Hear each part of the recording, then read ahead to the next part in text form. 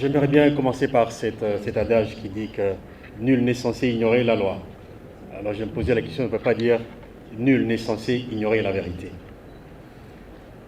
Pour planter les décors, permettez-moi, au nom de l'auteur et de la revue, de commencer par ces passages liminaires dans l'article qui a été publié à la page 153.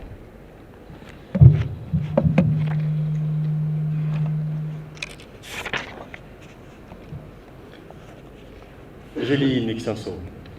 Il ne serait pas exagéré d'affirmer que le projet Bukangalonzo a fait l'objet des commentaires dans tous les sens. Il est tout aussi vrai de reconnaître que la plupart des commentateurs n'ont jamais ni visité le site, ni parlé avec les principaux acteurs, et même consulté la documentation ayant accompagné la conception et la mise en œuvre de ce projet. Enfin, la prolifération des réseaux sociaux a donné la voix à une nouvelle classe d'experts, non soumis à la rigueur de vérification des faits et déclarations, ce qui malheureusement ne permet pas un débat éduqué autour d'une question de développement d'une telle envergure. C'est notamment pour toutes ces raisons que nous avons entrepris le travail, durant plusieurs mois, de réunir les faits, afin de séparer le mythe de la réalité. Nous avons minutieusement examiné divers documents et publications officielles consacrées à ce projet. Nous avons également consulté les principaux acteurs et revu la littérature aussi bien théorique qu'empirique qui sous-tend la question de développement à la base de la création du parc agro-industriel de Bukangalonzo. C'est donc à partir de ces petites présentations que nous allons discuter ou échanger sur ce projet. Le projet de Bukangalonzo est basé sur un élément important, sur le secteur agricole. Mais pourquoi utiliser l'agriculture? 3 raisons nous sont données. La première, c'est qu'en dépit de la croissance soutenue que réalise l'économie congolaise, depuis quelques années, l'incidence de la réduction de la pauvreté, de l'insécurité alimentaire est à peine perceptible. Jusque-là, nous avons un taux de pauvreté qui est relativement très élevé, qui tourne actuellement autour de 64,3% de la population. Ça veut dire que prenez 90 millions d'habitants, regardez 70%, 64% des 90 millions d'habitants, il y a combien de pauvres? Et là-dedans, il y a un niveau de pauvreté sévère, je crois que c'est autour de 22-23%. Deuxième argument, c'est la nécessité d'ancrer l'économie à un secteur et à un potentiel élevé en termes d'effet d'entraînement, non seulement sur les ménages, mais aussi sur les autres acteurs de l'économie nationale. Le fait de prendre le secteur agricole comme étant le point focal nous permet de pouvoir diversifier les développements, l'industrialisation, la chaîne des valeurs que nous allons pouvoir produire. Et c'est un élément important de lutte contre la pauvreté. Le troisième argument, c'est qu'une croissance accélérée de la productivité agricole est capable de booster, comme je le disais, l'industrialisation de l'ensemble de l'économie. Et c'est ce qui nous manque actuellement. Vous voyez que depuis beaucoup d'années, beaucoup de gouvernements utilisent la chanson de la diversification de l'économie. Mais aucun ne parvient à régler ce problème-là, parce que ce n'est pas un problème conjoncturel, c'est un problème structurel.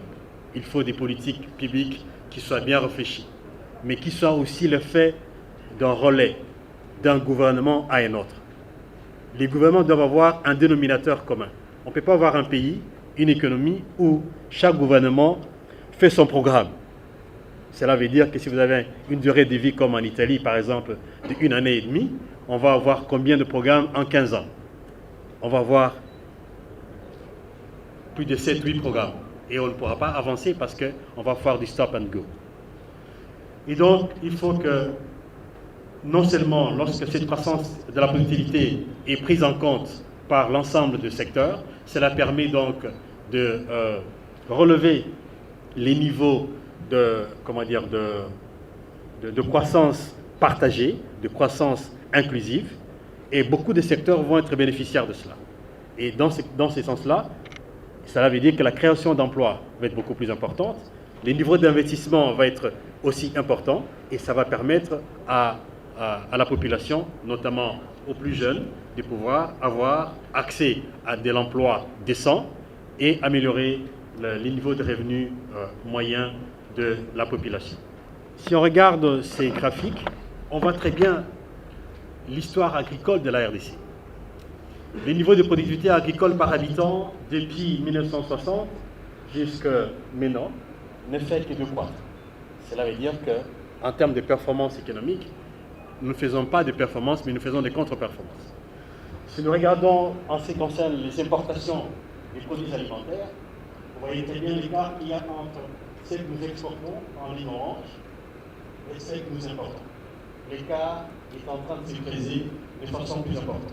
Pour votre gouvernement, nous importons par an en moyenne entre 1,4 milliard et 2 milliards de dollars d'importation de produits alimentaires. Alors que dans plusieurs coins de la République, beaucoup de produits pourrissent faute de consommateurs.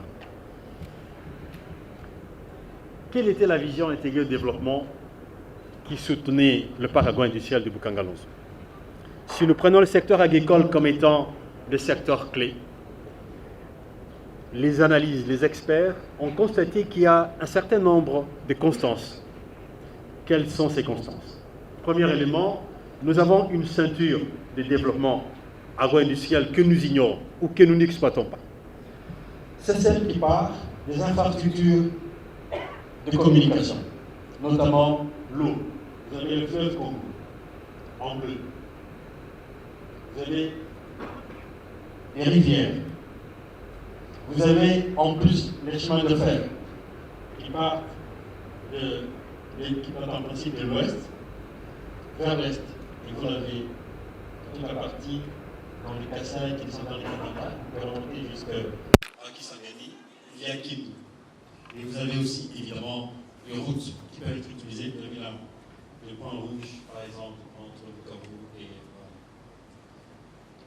et Kaleni, ou bien depuis l'embouchure jusqu'à Kinshasa. Donc si on utilise, ne fût-ce que dans un premier temps, cette superstructure des communications, le concept du parc agro-industriel était porté sur comment pouvoir balayer ces infrastructures, les utiliser pour implémenter 22 parcs agro-industriels au sein de la République sur une période de 15 ans, qui permettrait à chaque coin du pays, selon les spécificités de ces spécialités agricoles ou agro-pastorales, de pouvoir les exploiter à fond. Et donc avoir un parc agro-industriel de la Kundi, de Boukangalonzo, dans le Kwango, à Manaka, et notre à Louisa, on avait je crois que là au-dessus c'est Pumba, donc vous avez à Kananga, vous en avez à Meneditu, vous en aurez à Kindu, vous en aurez à Kisangani. Donc on a essayé de chercher par exemple à Ouvira dans la plaine de la Bozizi, et toute une série, on va voir dans la carte, sont des indications qui ont été faites par rapport à cela.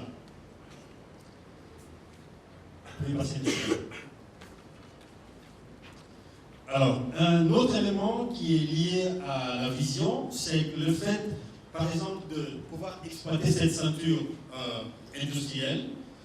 Ça permet, de protéger le pays contre l'insécurité alimentaire. Vous savez que la question de sécurité alimentaire, sous d'autres cieux, c'est une question de sécurité nationale. Et donc, si la production est au niveau intérieur utilisée, cela veut dire que nous protégeons contre un certain nombre de chocs exogènes, comme ceux que nous avons actuellement, qui est lié au choc sanitaire. Le deuxième élément important, c'est que si on mettait en œuvre l'ensemble de cette stratégie, ça nous permettait d'amorcer le processus du développement de l'intérieur du pays, au lieu de réfléchir intégration régionale avec les autres pays, alors qu'au niveau intérieur, il y a point d'intégration. il n'est pas possible de quitter Kinshasa et vous retrouver en un jour en utilisant les moyens de communication autres que l'aérien pour arriver à Bukavu, ou bien à Kisangani, ou bien à Kindu, après 58 ans d'indépendance. Et donc vous avez ici la cartographie de l'ensemble de ces parcs agro-industriels qu'on avait projetés pour pouvoir être implantés au sein de la République, et donc particulièrement le parc agro-industriel de Bukangalonzo.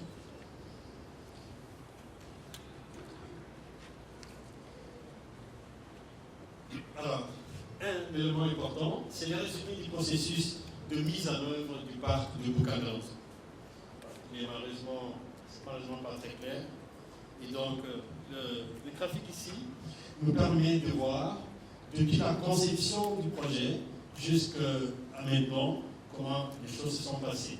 Et nous avons évidemment dans le projet 2 ou 3 acteurs principaux. Et dans les 2 acteurs principaux, c'était le ministère des Finances et Africom, qui était le consortium des entreprises en charge de la gestion du parc.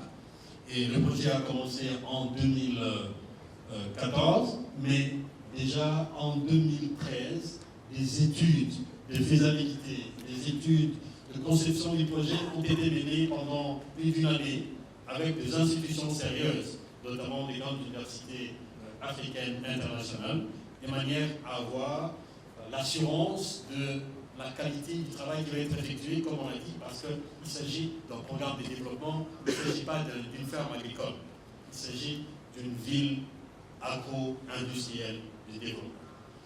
Et à cette occasion, donc, il y a eu l'étude de faisabilité. À partir de cela, on avait prévu que donc, dès que, pour la mise en œuvre de ce projet, il fallait réaliser un partenariat public-privé, parce qu'il s'agit d'un projet de grande envergure. C'est un projet qui pèse un minimum de milliards de dollars pour être mis en application. Deuxièmement, il fallait 15 ans pour arriver au bout de la phase terminale du projet. Donc, la première phase qui consistait à implanter les infrastructures d'ordre général au niveau du parc. Comme nous allons le voir, le parc de Bukangalonzo, c'est 80 000 hectares, c'est-à-dire 800 km². C'est 7 fois la ville de Paris. C'est 1 fois 1,6 la ville de Shenzhen, où beaucoup d'entre vous ont l'occasion d'aller faire du commerce de port-export. Et donc, ce n'est pas une activité minière, il faut donc une série d'infrastructures d'aménagement. C'est comme ça que dans la conception du projet, on va prévoir 3 entreprises différentes. La première qui se charge de l'exploitation du site, la deuxième qui se charge de l'aménagement du site, et la troisième qui se charge de la production et de la commercialisation de ces produits. C'est ce qu'on a appelé le marché international de Kinshasa, qui devait être installé du côté de Mankou, et à partir duquel, en liaison de chemin de fer et d'eau, permettrait d'écouler la marchandise qui devait être en millions de tonnes pour différentes spéculations agricoles, est acheminée donc vers Matadi ou Boma, par eau ou par chemin de fer, ou bien remonter dans les autres parties de la République par le fleuve vers Kisangani, vers l'est du pays, ou bien du centre vers la partie ouest du pays. Mais dans la première phase, on va se retrouver dans donc, la partie aménagement. Et on va le voir dans les slides qui suivent, comment ça va se passer. Et donc, l'État va commencer par injecter des capitaux, parce que la question d'aménagement, ce n'est pas l'entreprise privée qui va construire la route. Ça, c'est le travail de l'État pour pouvoir attirer les investissements. Il faut aménager l'espace qu'il fallait. Et donc, l'État a sorti des fonds pour pouvoir le faire. Et c'est dans la deuxième phase, qui était maintenant après 2014, donc vers 2014, vers août 2014, où il fallait maintenant qu'on crée les 3 entreprises, que le Premier ministre en ce moment-là, qui est aujourd'hui professeur à l'EPC, demande, dans une instruction au ministre des Finances, de diligenter un audit de Africom qui avait commencé à faire le travail de 3 entreprises au départ. Et comme la partie de maturité du projet va arriver à terme, il fallait qu'on fasse l'audit de Africom pour qu'on se rassure qu'on sera sur le bon départ lorsqu'on va pouvoir éclater les 3 entreprises et chacune sera indépendante. Et donc, chacune des entreprises va pouvoir se créer selon les normes de la RDC. Je vous informe qu'Africom n'est pas une entreprise, c'est un consortium de 15 entreprises. Et dans ce consortium, ces entreprises, c'est la raison pour laquelle d'ailleurs on avait coopté, c'est que son contrat a été fait de gré à gré, parce que en raison de l'importance du projet, c'est pas le genre de projet pour lesquels on fait un appel d'offres international pour attirer des entreprises qui ne sont même pas capables de pouvoir le faire. C'est des opérations qui demandent beaucoup d'analyse, et donc on a essayé de vérifier l'ensemble des critères par rapport à la loi des marchés publics de la RDC, les critères pour utiliser le CAC, et ces critères ont été respectés. Et donc on a choisi Africom, les consortiums, parce que dans ce consortium, on retrouvait l'ensemble des entreprises qui permettaient de faire l'aménagement du site, mais aussi assurer l'exploitation de l'ensemble des composantes qui devaient y être données. Et donc, on a donc fait l'audit et les entreprises ont été créées. Évidemment, je vais vous raconter la petite histoire de comment les choses vont se passer.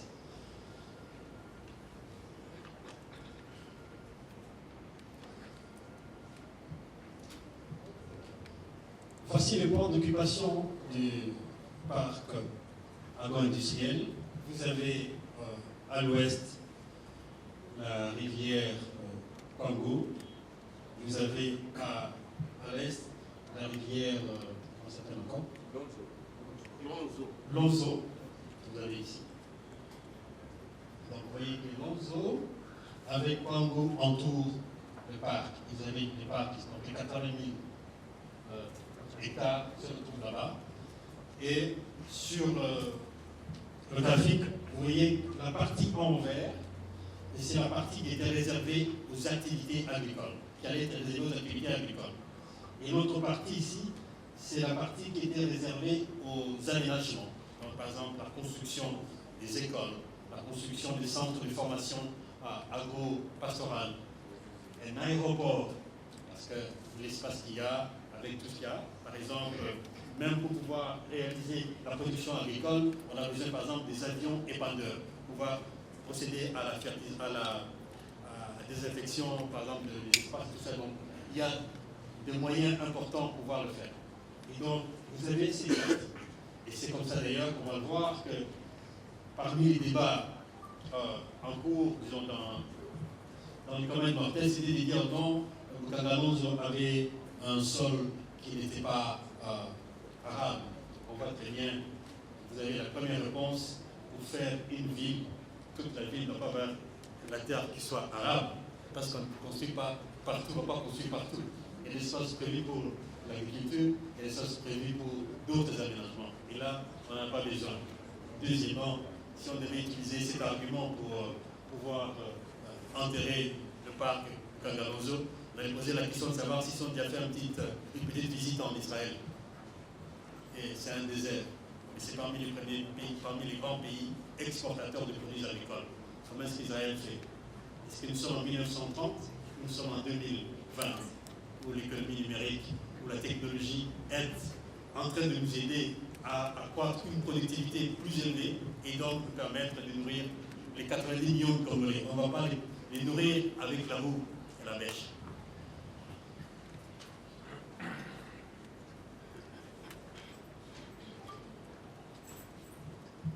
Revenons donc à l'analyse du sol.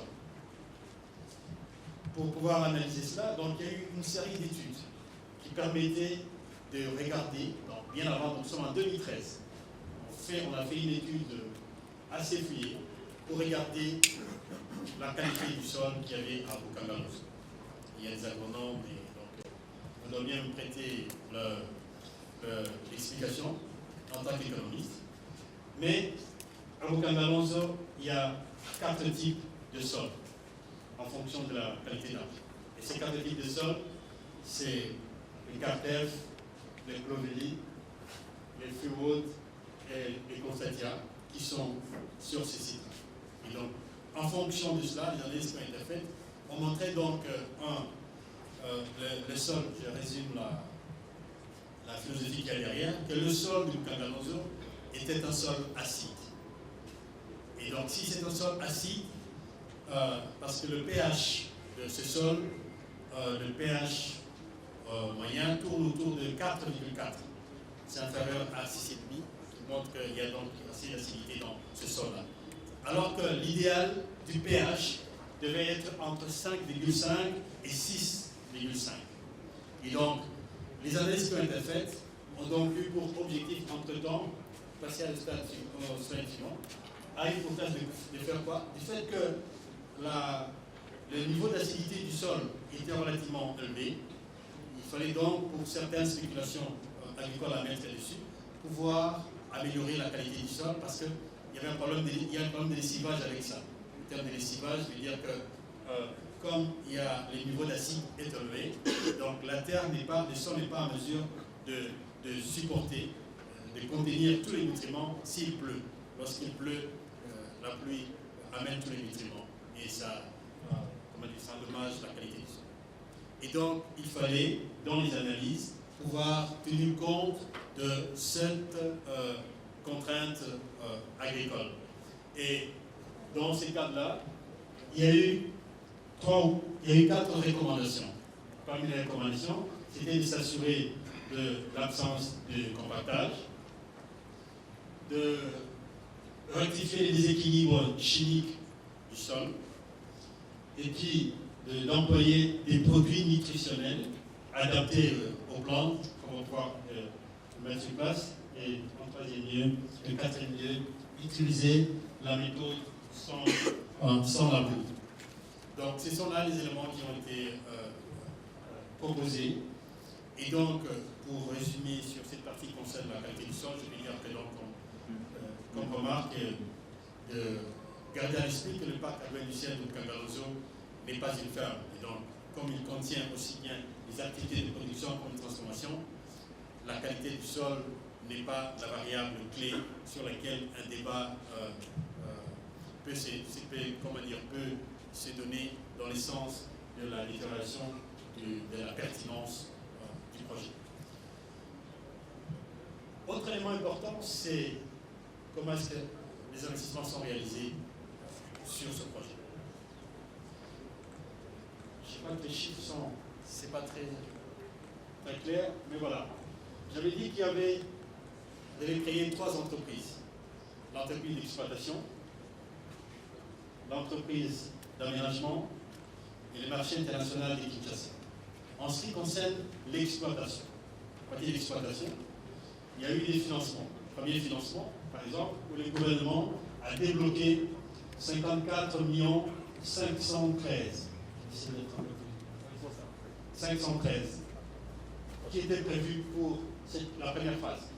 L'État n'a pas débloqué 54 millions, il a débloqué 51 600 000. Et la société Africom a complété cela à part 2 713 000.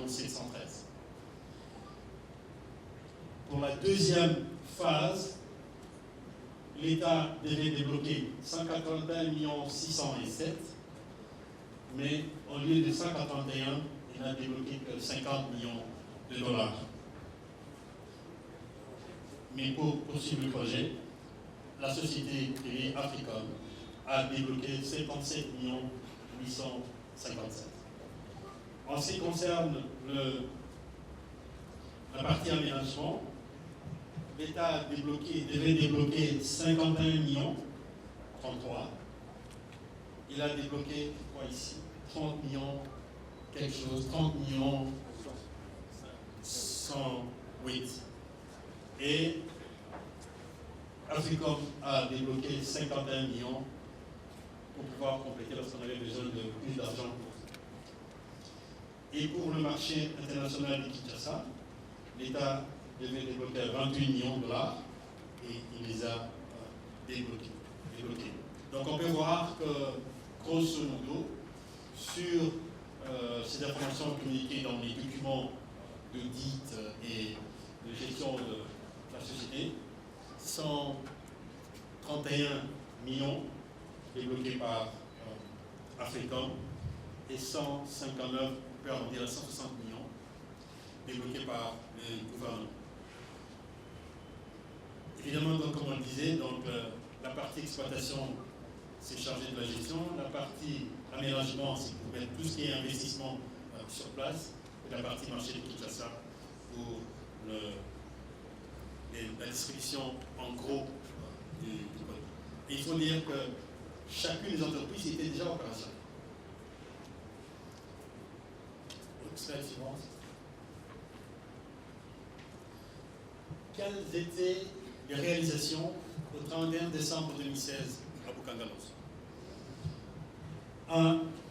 À peine une année de son lancement, le projet avait déjà produit la farine de maïs et qui a été écoulée sur le marché de Kinshasa, qui a même permis de stabiliser le prix. Ce qui se rappelle, c'est vers 2014, fin 2014-2015, le prix du maïs ne pouvait pas bouger ici parce qu'il y avait une intervention du Kangalonzo qui fait aussi qu'il n'y a pas eu d'intermédiaire entre la production du Kangalonzo et sa mise sur le marché. Donc à partir de 15 février 2017, une unité de production de la farine de maïs d'une capacité de 50 000 tonnes par jour était opérationnelle pour servir l'ensemble de la région, y compris les petits producteurs.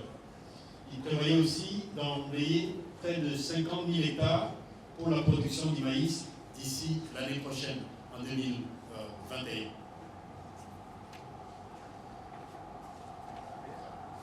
Il y avait déjà un complexe céréalier qui comprenait 6 silos d'une capacité de 7 tonnes de maïs chacun. Il y avait un séchoir de 750 tonnes, pas qu'il y avait, il y en a encore, de 750 tonnes. Il y avait un collecteur, il y a un collecteur de grains secs de 750 tonnes, un moulin à fourrage et une unité de transformation de blé pour la production de farine, de maïs et de semoule par la consommation humaine. Il faut préciser que dans cette optique, les riverains, les villageois de la partie participaient à la production. Et donc il y a dans les sites de Boukangalonzo 6 villages avec environ 428 ménages sur place et qui étaient pris en charge par le projet. Et c'est comme ça d'ailleurs que dans les processus de mise en œuvre du projet, l'ensemble des dispositions, par exemple, des intéressements des propriétaires a été fait, mais aussi on avait refusé de pouvoir déplacer les villageois, de les garder sur place parce qu'ils vont constituer l'épicentre d'intérêt, l'épicentre ou l'intérêt de la production même de Boukangalonzo. Et donc ils vont devenir des acteurs de Boukangalonzo comme co-actionnaires. On va voir un peu comment le projet a été élaboré. On avait aussi de l'électricité. On avait amené jusqu'à Boukangalonzo 56 MW d'électricité, soit le 3e point après Kinshasa et Lubumbashi. Donc il y a 56 MW. Et la moitié devait être distribuée pour entre Mbakana et Kenge. Donc, vous allez permettre non seulement de faire participer cette production énergétique à la production ou à l'aménagement des sites, mais aussi à aménager tout l'environnement, y compris pour les populations qui y vivent.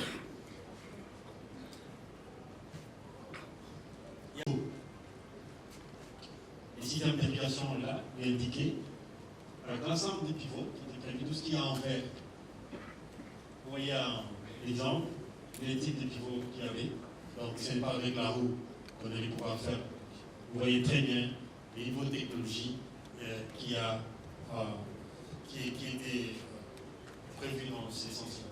Et donc, au-delà de ces pivots, donc, le parc prévoyait 1000 hectares pour la production de légumes sous irrigation, pour une production attendue de 500 tonnes de légumes par jour. Le prix moyen d'une tonne de légumes se situe autour de $1000. Et chaque hectare de production de légumes exige 5 personnes qualifiées. Ce qui veut dire qu'en termes de création d'emplois, vous avez 5 personnes formées, vous avez déjà facilement 5000 emplois créés en l'espace de 1 mois ou 2 mois.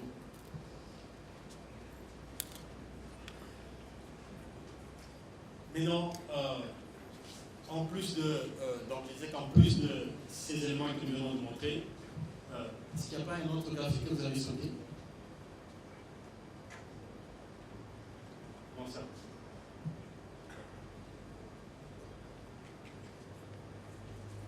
Encore il faut reculer. Oui, donc je disais que donc en plus de tout ce qu'on avait ici, il y a des éléments qui ne sont pas présentés, par exemple, on peut vous montrer le hangar dans lequel se trouvent les ébandeurs, donc les avions qui étaient déjà achetés et chargés de faire la désinfection. Il y a aussi donc l'organisation de coopérative des villageois vivant sur les sites pour la production, que ce soit du maïs et d'autres produits, qui étaient pris en charge par le parc, et on remettait à chaque travailleur par mois facilement environ $9 et par mois. Vous imaginez un paysan s'il reçoit $9 par mois par rapport au niveau de pauvreté qu'il y a. Vous savez que le niveau de pauvreté dans le pays, c'est $1,9 par jour. Donc, surtout avec le $9, il est au-dessus du niveau qu'il fallait. Donc, vous voyez comment est-ce qu'avec ce projet, on pouvait facilement faire sortir un bon nombre de pauvres du cercle. Parce qu'avec ces revenus de départ, il y avait déjà une moyenne de $2,58 par jour, donc qui était 2 fois les niveaux de la pauvreté. Donc cette population, on la sortait déjà du cercle de pauvres. Oui, slide suivant. Maintenant, une autre question, c'est vraiment la question qui fâche, c'est les opinions de corruption et détournement des fonds publics. Une simple erreur d'audit. Pourquoi une simple erreur d'audit? Nous avons dit qu'en août 2014, lorsqu'on veut créer les 3 différentes entreprises, le Premier ministre, dans l'instruction au ministre des Finances, pour lui demander de faire un audit de l'activité, de manière à bien préparer le processus de séparation de ces 3 entreprises et pour lancer la machine à prendre la vitesse de croisière. À l'issue de cet audit, confié à Ernst & Young, c'est le cabinet du droit international, le 26 février 2016, Ernst & Young dépose un rapport provisoire au ministre des Finances, sans la signature d'Africom. Et il déclare: nous n'avons pas obtenu le relevé bancaire d'Africom Commodities Limited afin de vérifier l'exactitude et l'exhaustivité des fonds reçus par le gouvernement en comparaison avec l'état des dépenses reçues de la direction du Trésor et de l'ordonnancement. D'où, conclusion, corruption et détournement des fonds. Je vais vous lire un petit passage. Ce petit passage qui complète ça, dans le rapport, dit que donc, comme conclusion, c'est que le projet est à risque et insatisfaisant. Je vous lis quelque chose à la page 180 de cet article.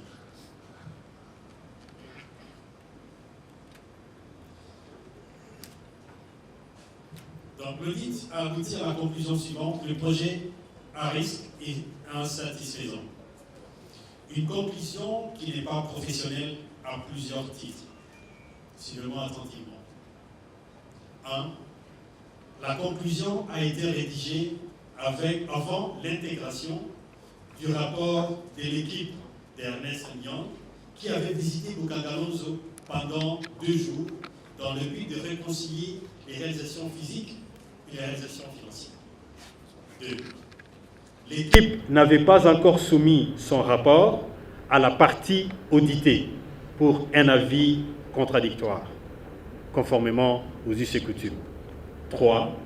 Pour un projet de développement, une équipe, l'équipe de Ernest & Young, n'était composée que d'experts financiers, ce qui n'était pas outillé pour évaluer la satisfaction générale du projet.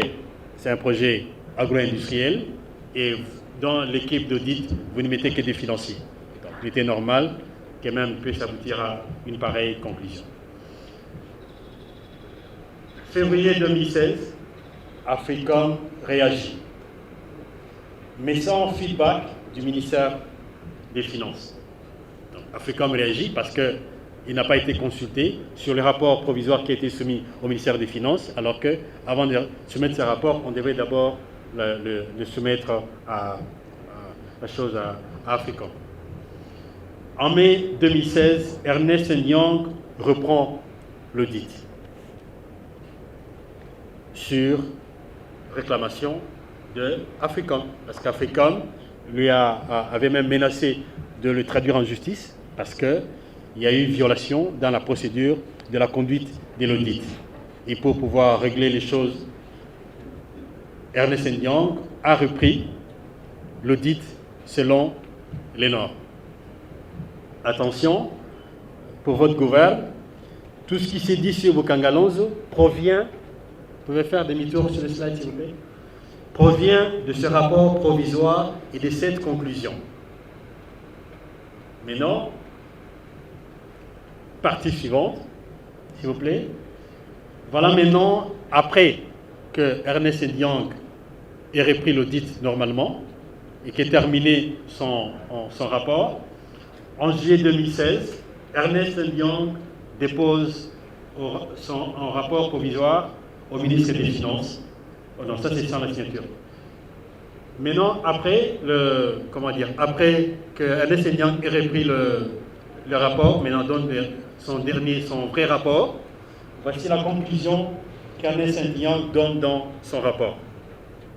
Il dit, à notre avis, les états financiers annuels sont réguliers et sincères et donnent une image fidèle du résultat des opérations de l'exercice écoulé, ainsi que de sa situation financière et du patrimoine de la société à la fin de cet exercice, conformément aux règles, méthodes comptables édictées par l'acte uniforme de l'OHADA relatif au droit comptable. Ernest & Young, RDC, SARL, signé Cyprien Ongulu Mata Lekele, expert comptable agréé numéro le 7 juillet 2016. Malheureusement, ce rapport n'a jamais été publié. Slide suivant. Les arguments de détournement et de corruption proviennent d'où? Lorsque le rapport est élaboré, il y a des relevés des transferts de fonds entre le ministère des Finances et Africom, et qui passe par la Banque centrale, donc par la direction du Trésor et ordonnance. Et sur ce montant, les 121 millions, 100 parties en bleu, 101 millions 15 994 $. Africom reconnaît avoir reçu ces transferts. Mais Africom dit n'avoir pas reçu des transferts de 21 millions. Le problème était où? C'est qu'effectivement, les 21 millions n'ont jamais été versés à Africom. Par contre, les 21 millions ont été dépensés pour les parcs. Mais comment? Nous avons dit qu'il y a 3 entreprises. Donc, il y a l'entreprise d'aménagement. Les 21 millions ont été utilisés comment? Les 21 millions ont été utilisés par la société MIC pour les équipements. Et donc, on l'a versé directement à la société MIC. On ne l'a pas versé à Soficom, à Africom. 16 millions ont été utilisés pour la station électrique. Je vous ai montré qu'il y avait 56 MW.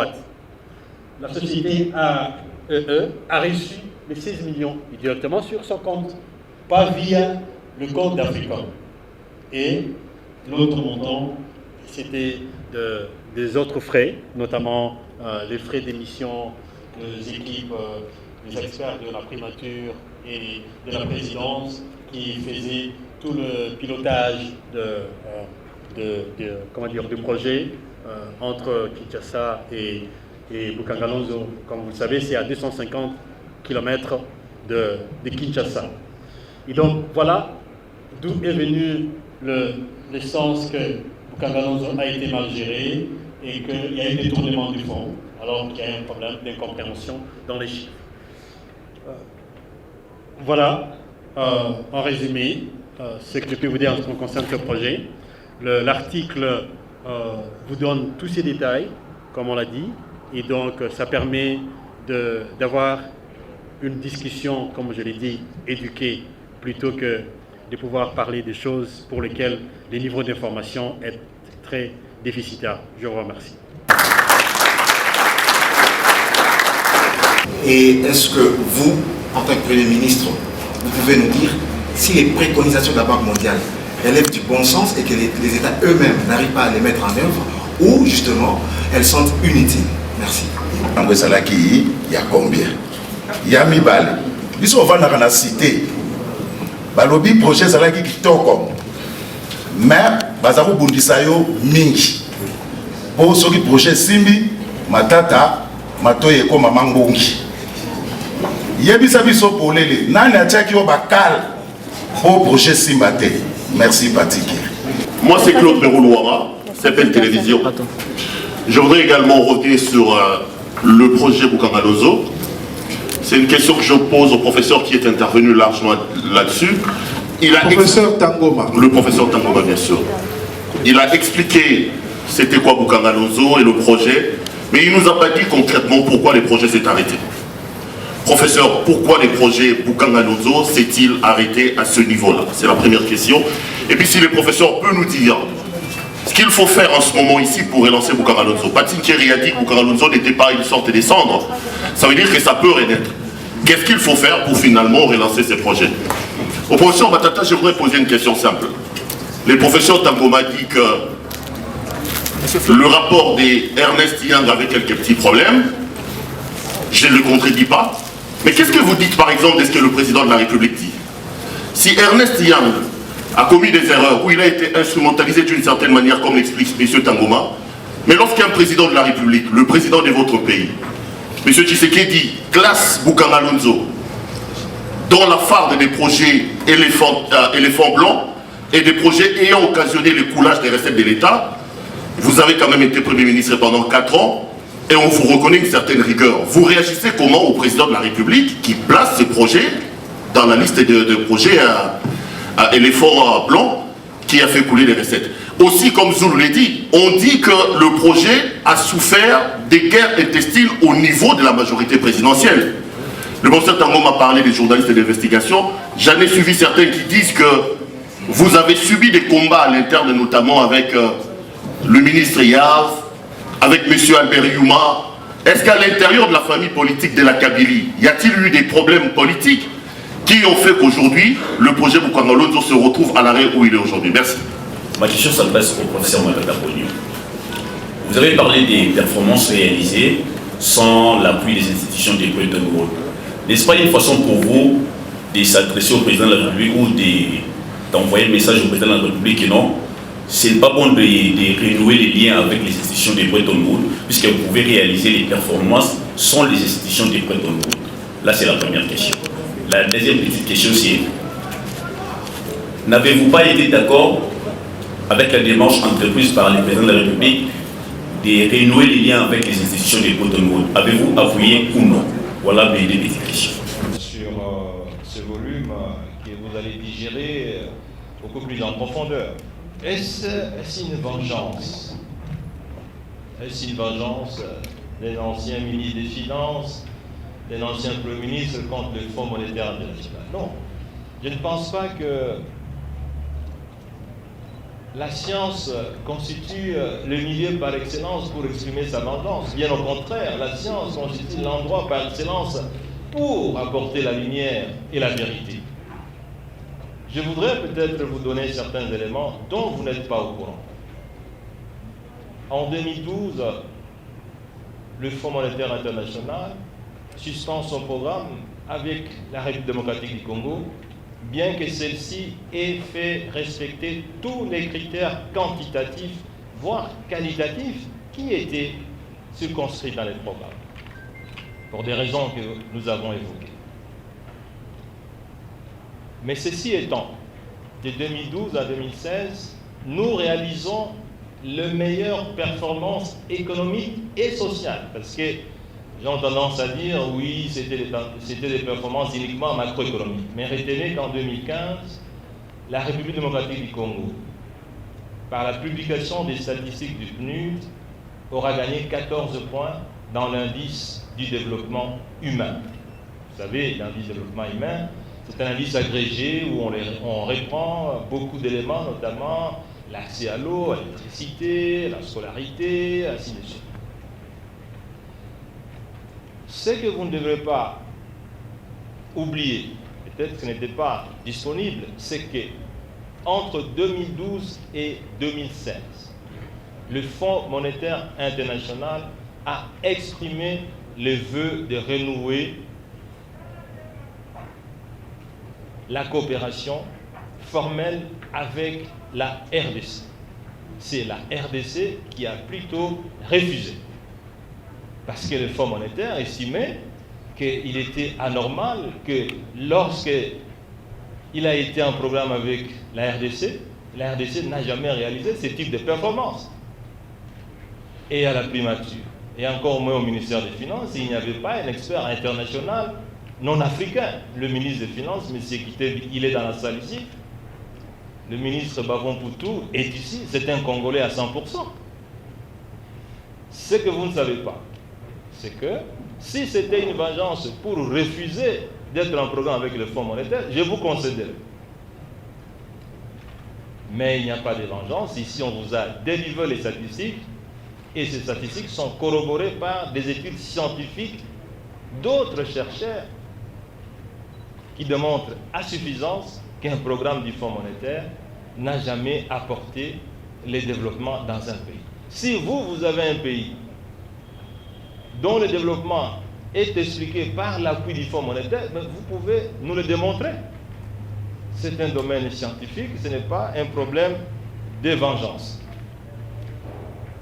Anthony parle de, je crois que le professeur Tangoma va pouvoir répondre à cette question, mais tout ce que je voulais vous dire, c'est que les conclusions du rapport d'audit d'Ernest Young ne sont pas les conclusions du cabinet Congo Challenge, quand même.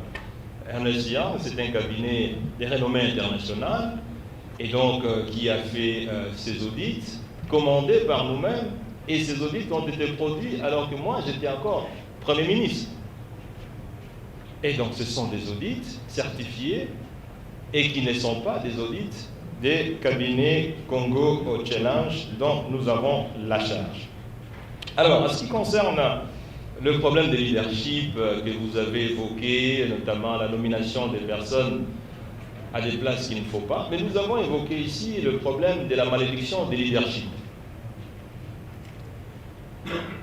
Si vous nommez un ministre des Finances qui n'est pas compétent, c'est-à-dire qui n'est pas à la hauteur de sa tâche, il est tout à fait normal que le problème de gouvernance et le problème de leadership se pose.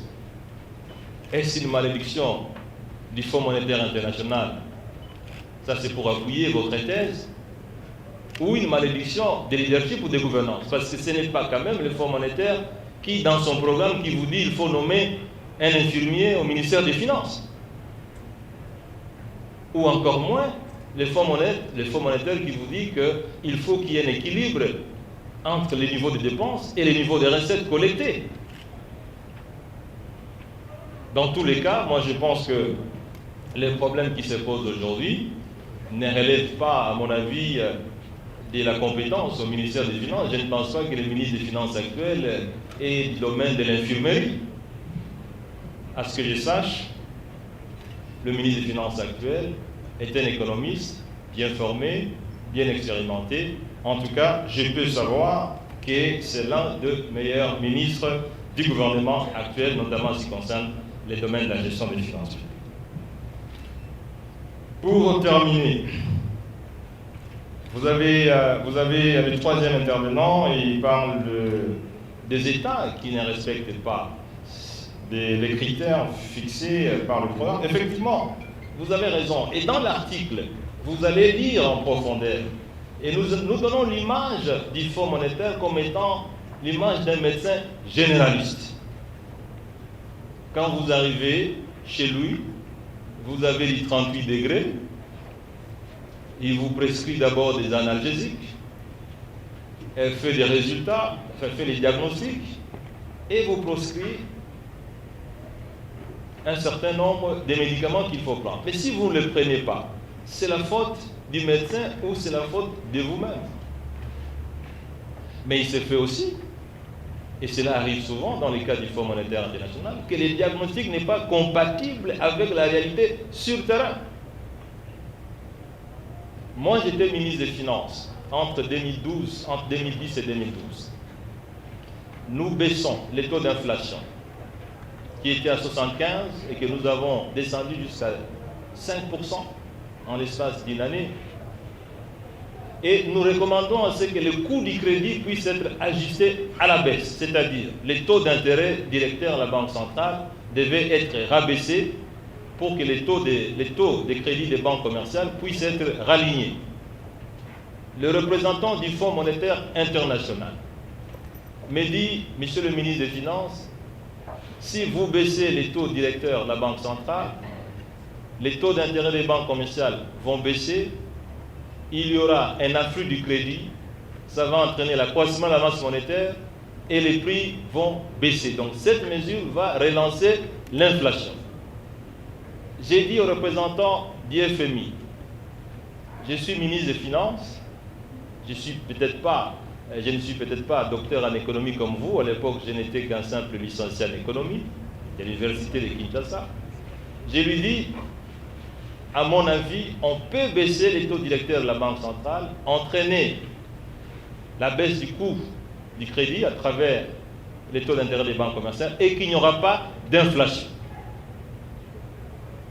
6 mois après avoir baissé les taux directeurs de la Banque centrale, le représentant résident du FMI est venu me dire « Oui, monsieur le ministre, vous aviez raison parce qu'il n'y a pas eu d'inflation. » Ceci veut dire en d'autres termes, c'est que les prescriptions du Fonds monétaire international peuvent être vraies et ne pas être appliquées. Elles peuvent être aussi fausses parce que le diagnostic qui a été posé n'est pas correct. Vous ne pouvez pas quand même être sûr et convaincu que les experts du Fonds monétaire international qui viennent ici pour 2 semaines peuvent faire un diagnostic aussi profond, cohérent, pertinent que les experts qui restent ici pendant toutes les années et qui vivent avec cette économie. Une maman, même si elle n'est pas infirmière ou n'est pas médecin, est à mesure quand même de donner quelques prescriptions médicales à son enfant parce qu'elle vit avec son enfant et elle sait comment se comporte la santé de son enfant qu'un médecin spécialiste fut-il de Harvard qui va s'improviser avec parfois des médications qui sont inappropriées. Donc moi je suis d'accord avec vous, mais je crois qu'il faut relativiser et je crois que le professeur Tangoma pourra me compléter. Beaucoup pour la suite des questions. En ce qui concerne, je m'excuse, en tout cas je vais répondre en français parce que je ne suis pas très performant en lingala. Évidemment, les articles, nous les avons rédigés en français, alors il peut y avoir des écarts entre l'expression des mots en français et l'expression des mots en lingala. Et donc pour des besoins des précisions et des respects de la scientificité des contenus, nous souhaiterions répondre en français. Je pense que si vous aviez bien suivi l'intervention du professeur Tangoma, des chiffres ont été donnés en ce qui concerne les coûts du projet. Si bien j'ai bien suivi, vous pouvez regarder les chiffres qui sont à la page 170 de cet article, tableau 1, intitulé Investissement et participation à fin décembre 2015. Donc on a des chiffres d'environ 150 millions de dollars américains. Donc les autres chiffres qui sont parfois faraminés, qui parlent des 300, 400 millions, c'est des chiffres totalement fantaisistes. Et dans tous les cas, les rapports d'audit établis par les cabinets Ernst Young peut vous donner tous les chiffres dont vous avez besoin. Et les chiffres qui sont dans cet article viennent notamment de ces rapports des cabinets d'audit. Deuxième question, qui a combattu le projet Bukanga-Lonzo? Je pense là aussi le professeur Tangoma, répondant, intervenant ou répondant à la première série des questions, il a donné un peu de manière informelle, de manière subtile, les réponses à votre question. Parce que ce projet avait pour mission principale de réduire la dépendance alimentaire ou de satisfaire progressivement aux objectifs d'autosuffisance alimentaire. Il a donné aussi des informations selon lesquelles le pays importe entre 1,5 milliard à 2 milliards de dollars par mois des produits alimentaires, dont l'essentiel ou la quasi-totalité peut être produit dans ce même pays. Et le projet d'installer le parc agro-industriel dans ce pays avait pour mission effectivement de répondre aux préoccupations d'autosuffisance alimentaire. Et que pour la première fois, on voulait passer de l'étape des slogans où chaque fois on chante l'agriculture priorité des priorités. Ce n'est pas aujourd'hui qu'on a commencé à chanter l'agriculture priorité des priorités. Mais l'agriculture priorité des priorités, ça ne peut pas être une agriculture artisanale, avec des haches, avec des houes, avec des bêches, avec une production d'1 tonne par hectare, alors que vous pouvez faire 8 tonnes, 10 tonnes par hectare, lorsque l'agriculture est moderne. Voilà pourquoi ce projet ambitieux, ce projet professionnel a été lancé. Et moi je pense, et c'était que normal, tous ceux qui étaient les acteurs principaux dans l'importation des produits alimentaires, pour un chiffre d'affaires de près de 2 milliards de dollars par an, pensez-vous qu'ils devaient être contents de voir un tel projet s'installer dans ce pays, parce que les opérateurs économiques ne font pas du bénévolat, ils font du business, et c'est tout à fait normal qu'ils se mettent à combattre ce type de projet. Mais il appartient au gouvernement de prendre sa responsabilité. Deuxièmement, monsieur le journaliste, ce que vous devez savoir, c'est que l'agriculture a toujours été un domaine de sécurité nationale. L'agriculture, dans un pays comme les États-Unis, est classée comme domaine de sécurité nationale. Deuxièmement, vous devez savoir que l'agriculture est toujours subventionnée parce que les taux de rentabilité du secteur agricole est parmi les plus faibles qu'on puisse trouver dans le monde. Et c'est pour ça que vous allez voir, même les États-Unis, qui se trouvent être les champions du libéralisme et du capitalisme, les États-Unis subventionnent l'agriculture. Pas plus que longtemps, le président Trump a financé certains agriculteurs américains avec un montant de près de 3 millions de dollars par individu. Et vous savez qu'il y a une guerre parfois entre les États-Unis et l'Europe, tout simplement fondée sur la subvention du secteur agricole.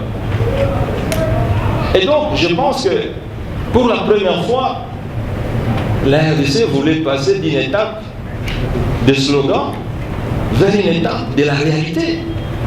Et ce projet a été étudié minutieusement, qu'il a commencé même à faire peur à certains pays voisins, qui s'attendaient de voir être envahis par les produits agricoles de la République démocratique du Congo.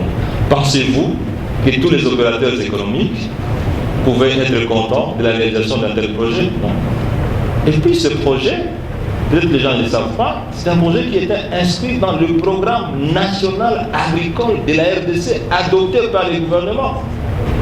Ce n'était pas un projet qui est parti d'un ministère quelconque, mais c'était un programme national d'agriculture moderne approuvé par le gouvernement et dans lequel se trouvait un axe de réalisation des parcs agro-industriels.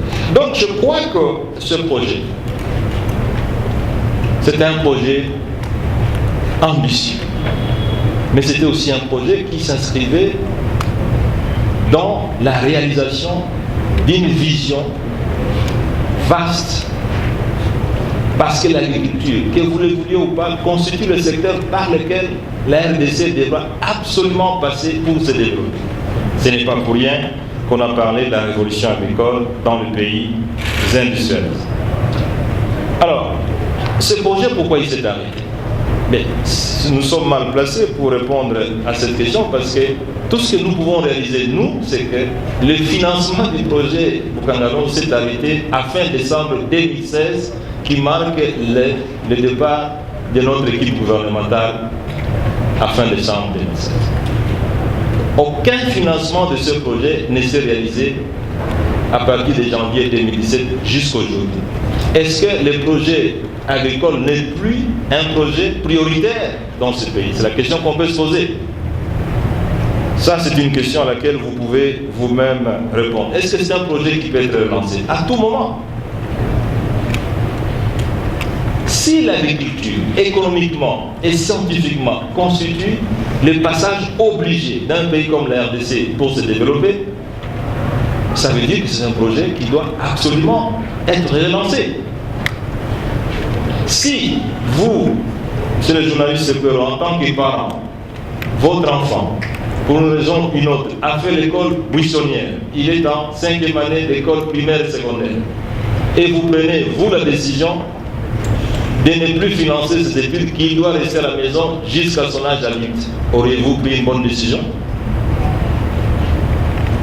S'il y a eu mauvaise gouvernance dans ce projet, mais il faut que les responsabilités soient établies et que les corrections soient faites. C'est ça, à mon avis, une gouvernance de qualité et un leadership de qualité. Alors, en ce qui concerne les conclusions de Ernest Young, moi je pense qu'il faut plutôt s'adresser à Ernest Young. Ernest Young a établi son rapport, son premier rapport, sans que l'auditer. Ici, il faut vous dire une chose, c'est que l'audit d'Ernest Young n'a concerné que la société Africom Commodities. Parce que selon les contrats qui ont été signés, pour raison d'ailleurs d'assurer une bonne gouvernance de ce projet, il y a un contrat qui a été signé entre le gouvernement congolais et cette entreprise African Commodities. Et selon ce contrat, la société African Commodities est responsable à la fois de tous les aspects techniques et financiers du projet. Voilà pourquoi, lorsque Ernest Young devait auditer le projet Boukangalonzo, il ne pouvait auditer que African Commodities, parce que le projet n'était pas géré ni par la primature, ni par le ministère des Finances, encore moins par le ministre de l'Agriculture, qui se retrouve heureusement dans cette salle, M. Vamouiti, ni par le ministre de l'Industrie, ni par le ministre du Portefeuille, parce que le contrat entre le gouvernement congolais et l'entreprise African Commodities a été signé par le ministre des Finances, le ministre du Portefeuille, le ministre de l'Industrie et le ministre de l'Agriculture. Et donc, le gouvernement avait pour la charge d'assurer tout simplement la conformité de ce projet. Et c'est la raison pour laquelle nous avions, nous en tant que chef du gouvernement, sollicité que ce projet soit audité dans sa globalité. Voilà donc, chers amis, beaucoup de réponses données à beaucoup de questions qui ont été donc posées. Et pour terminer, je crois que ce que nous pouvons dire, c'est que il y a, s'agissant du Fonds monétaire international, le Fonds monétaire international n'est pas un démon. Nous l'avons dit lors de notre exposé. Le Fonds monétaire international, c'est comme un médecin. Si quelqu'un se sent malade et qu'il a besoin d'un médecin, c'est à lui de pouvoir mettre en œuvre les recommandations du médecin. Si le médecin lui dit qu'il souffre de diabète alors qu'il souffre de coronavirus, c'est à lui de dire que non, je ne souffre pas de cette maladie-là. Parce que si le diagnostic est mauvais, il va de soi que les prescriptions médicales ne seront pas de bonne qualité. Pour le reste, je pense que l'institution Fonds monétaire international, c'est une institution qui est capable et compétente, mais il appartient au pays de pouvoir prendre en compte notamment les réalités du pays, mais aussi la pertinence des conseils qui sont formulés par le Fonds monétaire international. Merci. Il n'y a pas de raison que l'on pense qu'il y a des médicaments fétiches par rapport aux prescriptions d'autres économiques et sociales. Et d'ailleurs, comme l'a été signalé dans l'exposé, pour éviter l'aléa morale, là, par exemple, le gouvernement a estimé qu'il était bon, par exemple, de mettre en place un programme d'ajustement structurel autonome. C'est ce que le Fonds monétaire fait, programme d'ajustement structurel avec vous, mais vous pouvez le faire vous-même. Donc les mêmes, les mêmes prescriptions, les mêmes exigences de gouvernance, vous le mettez en place, on n'a pas besoin d'appeler le Fonds monétaire pour venir le faire. Si vous n'êtes pas en mesure de le faire avec le Fonds monétaire, si le Fonds monétaire part, qu'est-ce qui va se passer? Ça va être pire. Et la situation, c'est celle qu'on constate, que lorsque certains pays entrent en programme avec le Fonds monétaire, ils considèrent que le Fonds va venir régler leurs problèmes sans qu'ils fournissent d'efforts, et qui donc réduisent le niveau d'effort. Et lorsque le programme arrive à terme, ils ne parviennent pas à réaliser les critères requis, et le programme du Fonds monétaire va partir. Pour pouvoir conclure sur la question qui porte sur Bukangalonzo, pourquoi on a arrêté le projet?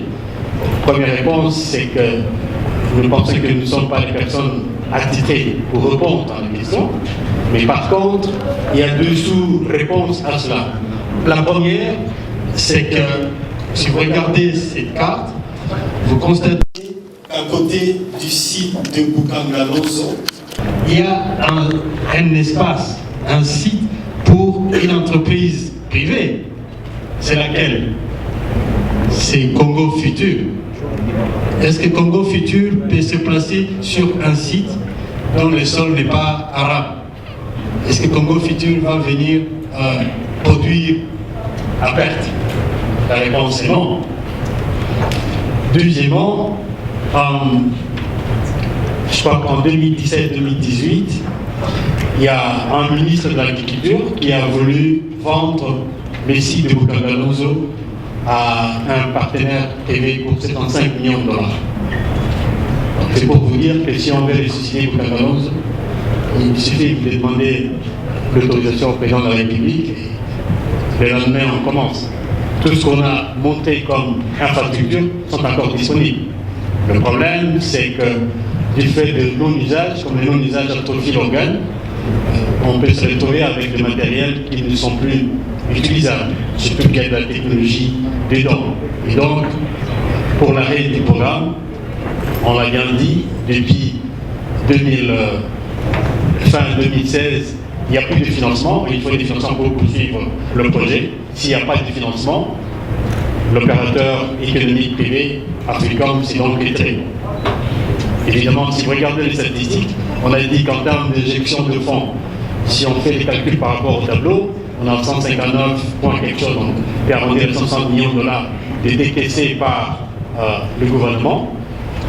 Si Africom ne s'est pas retourné parce qu'il a débloqué 131 millions de dollars, il peut aussi réclamer et se retourner contre le gouvernement, contre l'État. C'est des questions qui peuvent être exploitées dans le titre. Merci.